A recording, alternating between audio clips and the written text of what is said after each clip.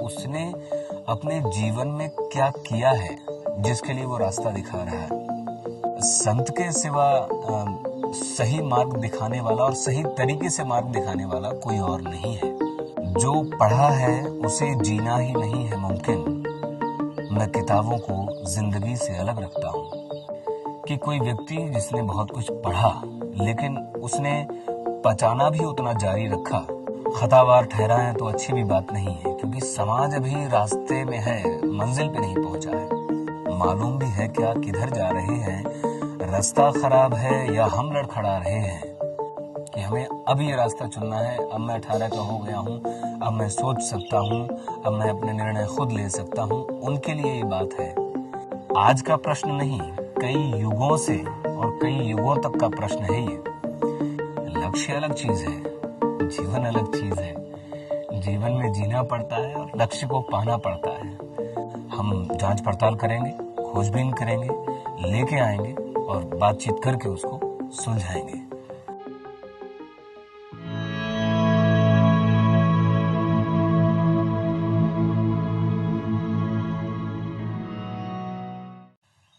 आओ बैठो मित्र, अब तो कुछ पते की बात हो। मैं भी कहूँ तुम भी कहो, अब काम का संवाद हो। नमस्ते। अंग्रेजी में एक कहावत है, When with others talk about God, when alone talk with God। संवाद का सिलसिला यहीं से शुरू होता है कि हम कब किसके साथ और क्या संवाद करें, और फिर ईश्वर के साथ यदि संवाद होता है तो उसमें हमें वो उत्तर मिलते हैं जो हम विचार नहीं कर सकते, सोच नहीं सकते, कहीं से पा नहीं सकते। और संवादों के लिए कोई समय या कोई मुहूर्त तलाशने की आवश्यकता भी नहीं पड़ती। हम सुबह सुबह रास्तों पे चलते हैं तो प्रकृति से वार्तालाप होती है, और एक मौका ऐसा भी पड़ता है जब हम अलाव पे बैठे होते हैं, बोन फायर पे, दोस्तों के साथ हों, बड़ों के साथ हों, या सत्संग में होते हैं, और फिर अगला माध्यम आता है कि हम जैसे यहाँ पे रूबरू हैं यूट्यूब के माध्यम से, कि संवाद हो रहा है, अच्छी बातचीत हो रही है जिससे कुछ हमें लाभ होगा, कुछ मिलेगा।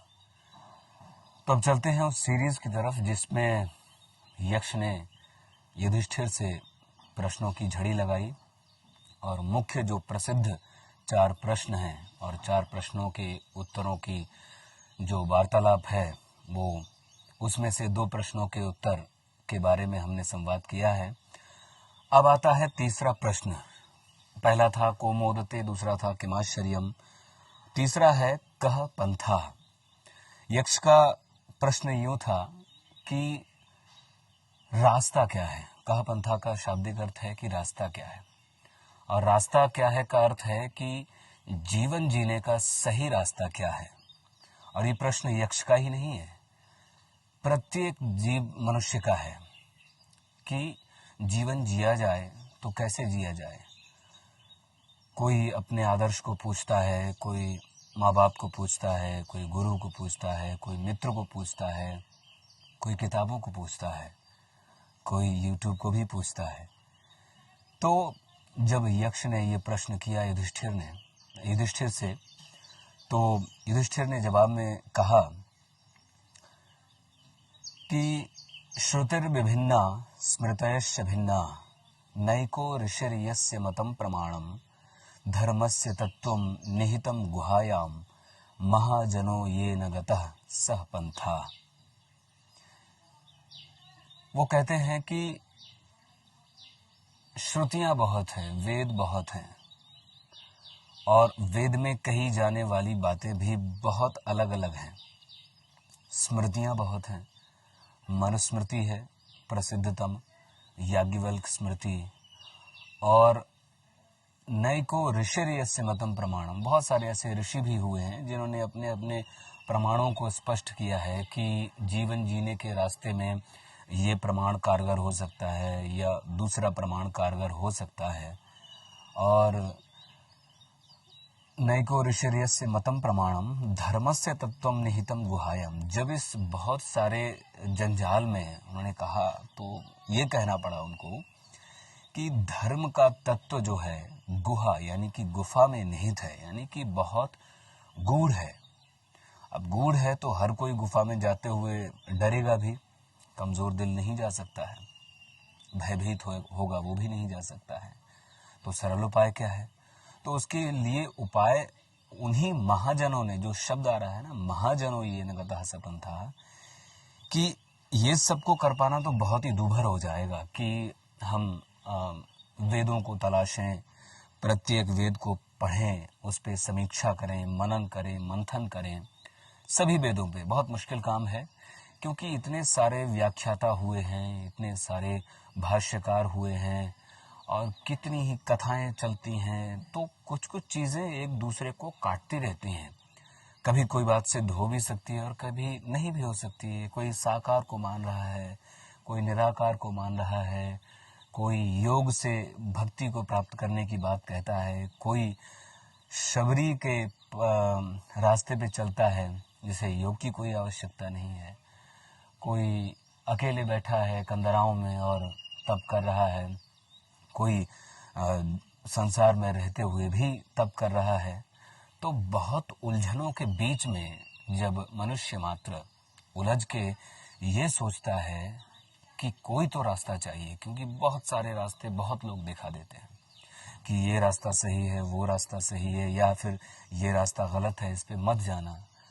अब जो दिखाने वाला है रास्ता, मुख्य विषय उसका आता है कि उसने अपने जीवन में क्या किया है जिसके लिए वो रास्ता दिखा रहा है।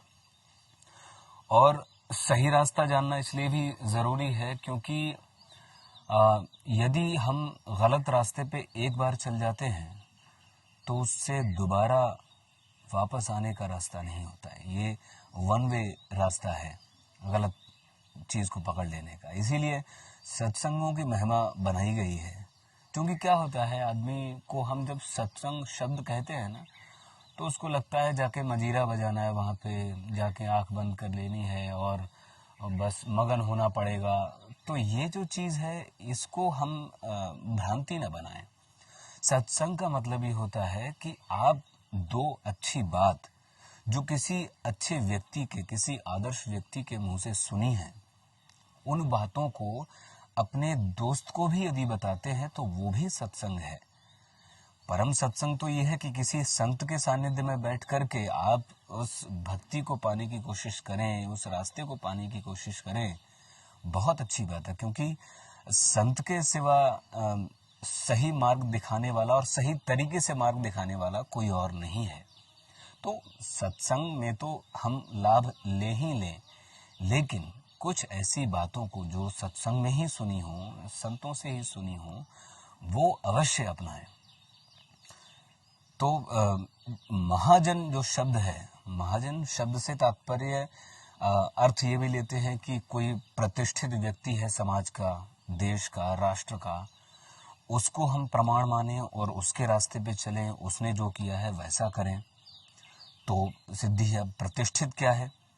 अब प्रतिष्ठित वो भी हो सकता है जिसके पास धन, संपदा, ऐश्वर्य, वैभव से बहुत संपन्न हो, ये सब चीज़ें उसके पास भरपूर हो, तो क्या वो प्रतिष्ठित माना जाए?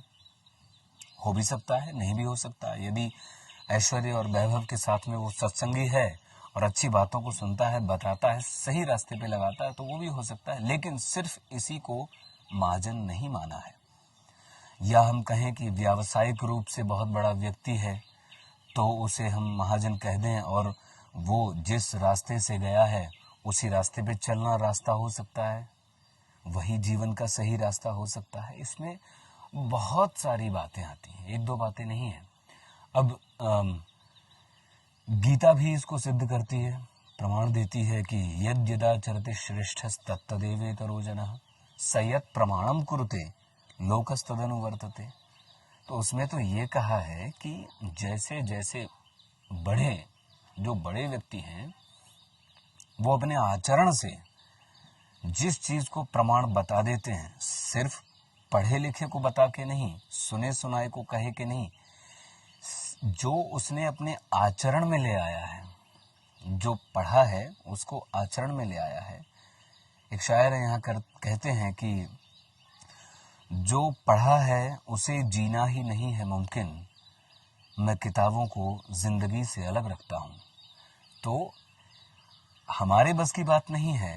सामान्य, हाँ, यदि बहुत मेहनत की होगी, बहुत परिश्रम किया होगा अध्यात्म में तो बात अलग है, लेकिन सामान्य रूप से बस की बात नहीं है कि हम जो कुछ भी अच्छी चीज़ें पढ़ लें और उसको पचा जाए। बहुत ही टेढ़ी खीर है ये। तो जो प्रमाण कर गए हैं, तो जीवन और पुस्तकें कहीं कहीं मैच भी होती हैं, लेकिन बिल्कुल मैच हो ऐसा भी ज़रूरी नहीं है। क्योंकि सिर्फ किताबें पढ़ लेने से, उनको कंठस्थ कर लेने से या सामाजिक दृष्टि से एक बड़े ओहदे पर पहुंचने से हम महाजन हो जाएं या उत्कृष्ट हो जाएं, एक आदर्श हो जाएं, बिल्कुल ज़रूरी नहीं है। लेकिन कहीं कहीं इसका अपवाद भी देखने को मिलता है कि कोई व्यक्ति जिसने बहुत कुछ पढ़ा, लेकिन उसने पचाना भी उतना जारी रखा कि जितना उसने पढ़ा हो। अब महाजन की थोड़ी और बात करते हैं कि कौन हो सकता है जो प्रतिष्ठित हो, क्या उसके संकेत होंगे, क्या उसकी परिभाषाएं होंगी, कैसा वो दिखता होगा, क्या आचरण होगा। तो सबसे पहली बात यह है कि बहुत ही निर्मल हृदय वाला व्यक्ति, संत हो, हमारे पिता हो, हमारा भाई हो, हमारा दोस्त हो, कोई हमारा आदर्श हो, और सदा ही दूसरे के हित में लगा हुआ हो, भले वो तकलीफें झेले।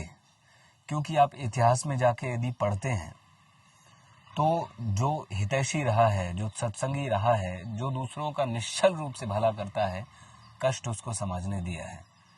और समाज के लिए इसको हम यदि खतावार ठहराएं तो अच्छी भी बात नहीं है, क्योंकि समाज अभी रास्ते में है, मंजिल पे नहीं पहुंचा है।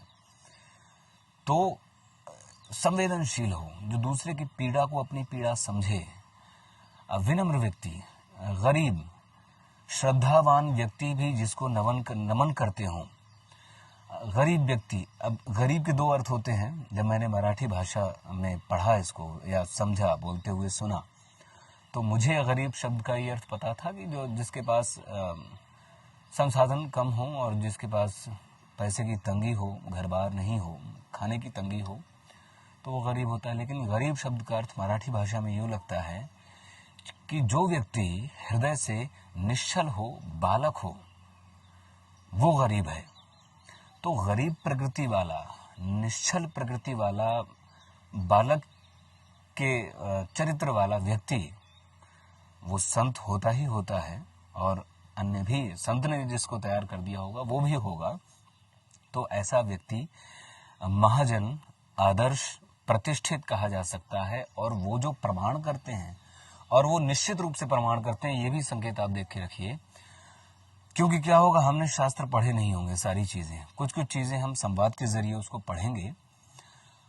कुछ चीज़ें ऐसी होती हैं कि हमने अपने मन में बिठा के रखी होती हैं। जब ऐसा प्रतिष्ठित व्यक्ति, ऐसा कोई संत, ऐसा कोई आदर्श हमको निर्देश करता है, तो हमें उसमें क्लैश होता हुआ मालूम पड़ता है कि मैं तो ये चाहता हूँ और आप इसके लिए कह रहे हैं, या फिर मेरा आदर्श इसके लिए कह रहा है। तो वहाँ पे फिर श्रद्धा डामाडोल होने लगती है और व्यक्ति सोचता है कि अरे, मैंने तो आदर्श माना था, लेकिन ये तो कुछ ही और ही बात कह रहे हैं। तो यहीं पे एक बात आती है कि आपने यदि आदर्श माना है, श्रद्धा रखी है उस पर, तो श्रद्धा का कुछ और मतलब नहीं होता है। जो अंधविश्वास की बात करते हैं वो विषय अलग बन जाता है। अंधविश्वास, वास्तव में अंधा होना पड़ता है, लेकिन परख भी आवश्यक है। श्रद्धा कोई मामूली चीज़ नहीं है।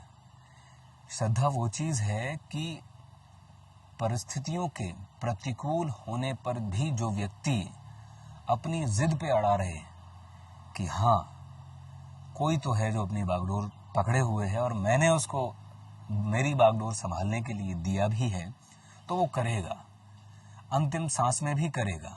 तो ऐसी श्रद्धा भी उस आदर्श के प्रति, जिसके प्रमाण को हम रास्ता मान रहे हैं। ये मैं रास्ते की बात कर रहा हूँ कि सही रास्ता जीवन का कैसे चुना जाए। और कभी कभी क्या होता है कि हम रास्ता चुनते हैं, हमें 10 साल बाद 20 साल बाद मालूम पड़ता है कि अरे, या मन खट्टा होता है कि नहीं नहीं, ये रास्ता गलत था, जबकि हम सही रास्ते पे थे।